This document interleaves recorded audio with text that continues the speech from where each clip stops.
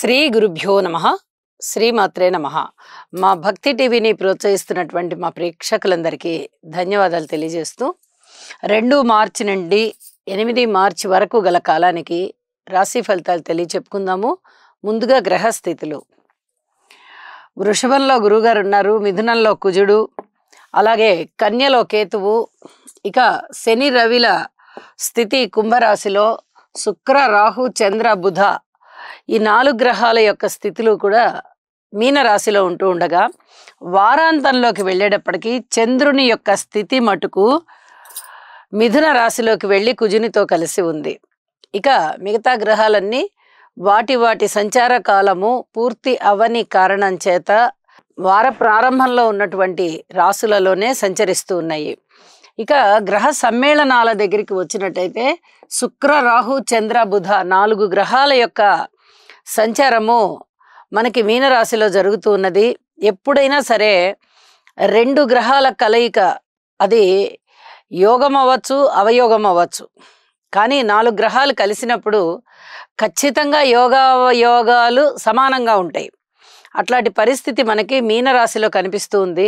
ఏదైనా కానీ రాహుతో కలిసి ఉన్నారు కాబట్టి చంద్రరాహు కలయికైనా, శుక్రరాహు కలయికైనా, బుధరాహు కలయికైనా అంత పూర్తిగా శుభకరమైనదైతే కాదు. ఈ చర్మానికి సంబంధించిన ఇబ్బందులు ఉంటాయి. అలాగే ఆత్మీయత ఆధారణాలు విడిపోయేటటువంటి విధంగా శుక్రరాహుల కలయిక ఉంటుంది. అలాగే చంద్రరాహుల కలయిక కొంచెం మానసికమైనటువంటి ఒక మతిమరుపు కానీ, ఏదైనా జాడ్యం కానీ ఇలాంటి వాటి మీద ఆధారపడి ఉంటుంది. అయితే ఇవి మనకి జన్మజాతకంలో కూడా ఈ గ్రహాల కలయికలు ఉన్నప్పుడు మాత్రమే వీటి యొక్క ప్రభావం కనిపిస్తూ ఉంటుంది అని చెప్పి తెలియచెప్పగలను. ఏది ఏమైనా ఈ 4 గ్రహాలకి కూడా స్తోత్ర పారాయణాలు చేసుకోవడం అవసరం. ఇక శని రవి గారులు ఇద్దరూ కూడా కుంభరాశిలో కలిసి ఉన్నారు.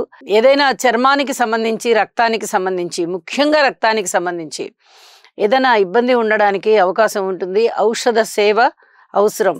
ఇక వారాంతంలోకి వెళ్ళేటప్పటికి చంద్ర కుజుల యొక్క స్థితి, ఆ యుతి వల్ల చంద్రమంగళ యోగం కూడా ఏర్పడి ఉన్నది. అయితే జన్మజాతకాల్లో ఇది చాలా బ్రహ్మాండమైన ఫలితాన్ని ఇస్తుంది.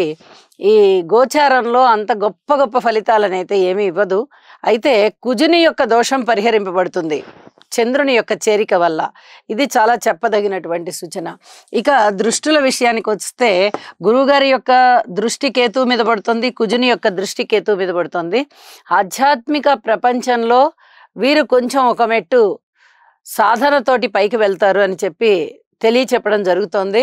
అలాగే ఇక శనిగారి తృతీయ దృష్టి కానీ, గురువుగారి యొక్క సప్తమ దృష్టి కానీ, నవమ దృష్టి కానీ ఇవి అంతగా ఓన్లీ రాసుల మీదే ఉన్నాయి అని చెప్పి తెలియజెప్పచ్చు. అలాగే కుజుని యొక్క సప్తమ అష్టమ దృష్టిలు కూడా కేవలం రాసుల మీదే పడుతూ ఉన్నాయి. ఇక ఈ వారం రాశి ఫలితాలు ఏ విధంగా ఉన్నాయి అని ద్వాదశ రాశులని పరిశీలించి తెలియచెప్పుకుందాము. వృశ్చిక రాశి వారికి 3 గ్రహాల యొక్క ఉనికి చాలా బాగుంది అని చెప్పి తెలియజెప్పడం జరుగుతోంది. పంచమ స్థానంలో శుక్రాచార్యుల వారు బాగున్నారు.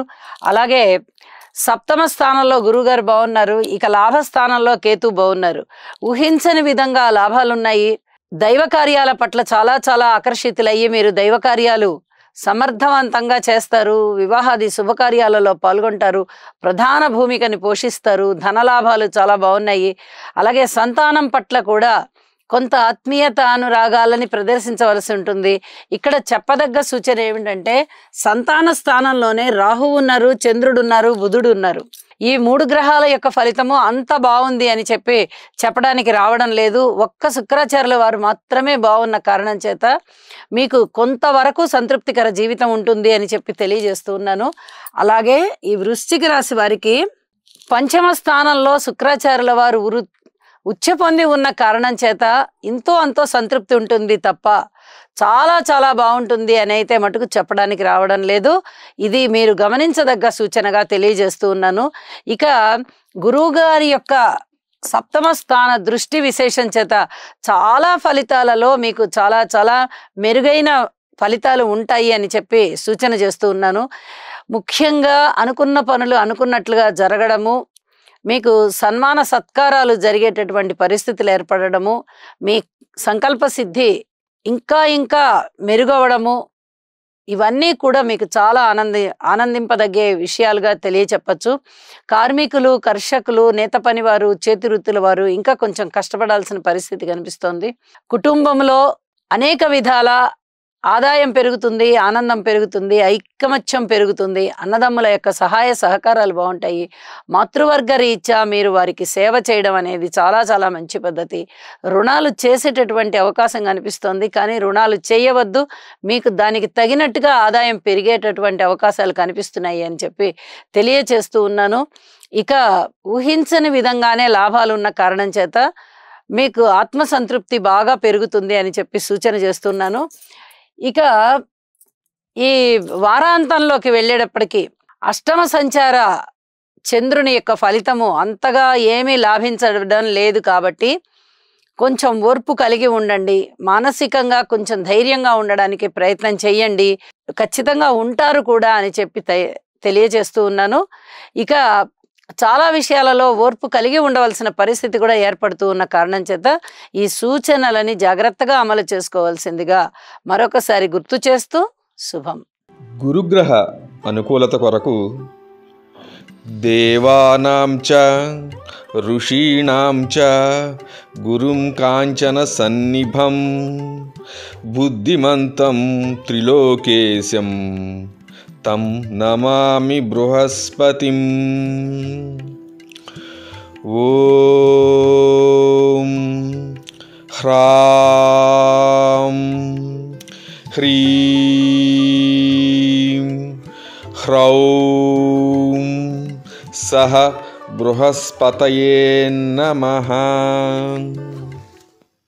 గురుగ్రహ అనుకూలత కొరకు దేవానాం చ ఋషీణాం చ గురుం కాంచన సన్నిభం బుద్ధిమంతం త్రిలోకేశం తం నమామి బృహస్పతిం. ఓం హ్రాం హ్రీం హ్రౌం సహ బృహస్పతయే నమః. గురుగ్రహ అనుకూలత కొరకు దేవానాం చ ఋషీణాం చ గురుం కాంచన సన్నిభం బుద్ధిమంతం త్రిలోకేశం తం నమామి బృహస్పతిం. ఓం హ్రాం హ్రీం హ్రౌం సహ బృహస్పతయే నమః.